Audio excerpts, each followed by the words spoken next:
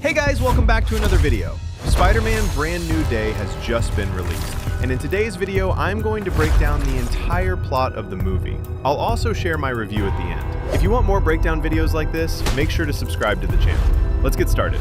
The movie opens with an epilogue of Peter Parker. He's watching Instagram reels of Ned and MJ. Their college is about to end, and they're happy. Peter doesn't want to put their happiness at risk, so he doesn't remind them that he's Spider-Man. He's written a letter for MJ, which he starts reading. This letter is actually the epilogue itself. At this point, Peter is quite popular in the city. The police commissioner even backs him up. He gets Tombstone, Tarantula, and Scorpion arrested and hands them over to the DODC, the Department of Damage Control.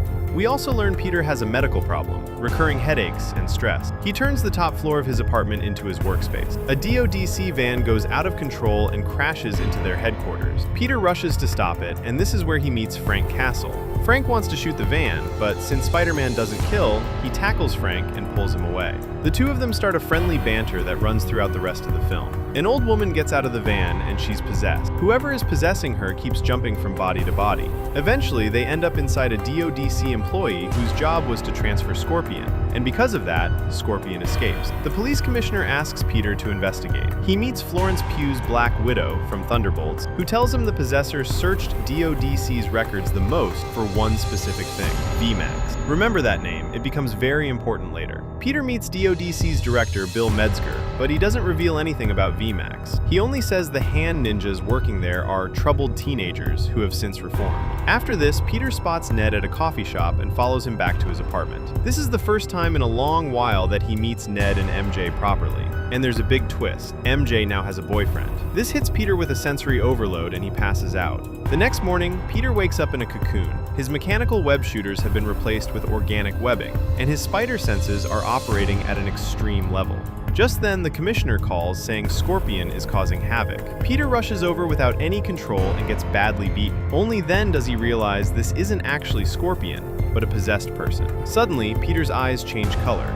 He rapidly mutates and shifts into a different persona, with so much strength that he nearly kills a police officer while taking down Scorpion. The commissioner warns him that he needs to learn to control himself. Peter meets Dr. Bruce Banner at MIT, introducing himself as Ned Leeds, and tries to build an inhibitor to control his genetic mutation, just like the one Banner built to control the Hulk. The first attempt fails, and he falls off a rooftop. Meanwhile, the possessor is sitting in Peter's apartment, threatening MJ. A chase begins. Peter's AI EVI picks up on a pattern. The possessor can't jump more than 33 feet. Peter stops a helicopter midair, trapping the possessor, and manages to reach MJ's apartment just in time. On the rooftop, MJ removes Peter's mask, pretends she's remembered everything, and the two kiss. And then it's revealed that this isn't actually MJ, it's the possessor in her body. He throws MJ's body off the roof, but Peter catches her. A car pulls up, a butler steps out, and it's revealed the possessor is actually Jean Grey. Peter takes her to Frank's hideout. There, Peter fixes his inhibitor behind a curtain, so MJ can't see his face. MJ herself helps him fix it, and Peter also builds a universal inhibitor to control Jean's powers. News comes in that Jean has attacked DODCHQ. She's broken in to get VMAX. Peter arrives to find out Jean has removed Banner's inhibitor and is mind-controlling him, turning him into a savage Hulk, twice his normal size. Peter and Hulk have a long fight, and towards the end, Peter reveals his identity. This breaks Hulk emotionally, and he collapses on his own. Inside, Jean has already taken everyone down and is questioning Bill about VMAX. That's when Peter reaches her and places the inhibitor on her neck. Jean is arrested and tranquilized, and just before passing out, she says one name, Sarah. Peter returns to Frank's boat to find MJ has already read his letter. She knows the full truth. Peter tells her that their kiss happened while he was under Jean's control. MJ says she has no memory of what happened during her possession. This makes Peter suspicious, because Bill had said he too was possessed, so how does he remember the name Sarah? Peter realizes something is off and rushes straight back to DODC. He discovers Jean is being held in a containment room with an AC unit on the ceiling labeled VMAX, which turns out to be the name of Jean's sister, Sarah Grey, who DODC had taken for experiments years earlier, and who died in that very room. Sarah had telepathically told Jean all of this. When the experiments on Jean begin, she unleashes a massive telekinetic blast that freezes half of New York. Peter fights through the hand ninjas to reach Jean. She asks him, "Who are you, Spider-Man or Peter Parker?"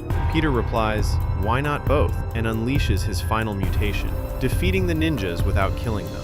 Upstairs, Peter finds Jean about to kill Bill. He and Jean have a moral debate, responsibility versus being cursed. Jean forces her way into Peter's mind, where she sees Aunt May's teachings, and this makes her realize her mistake.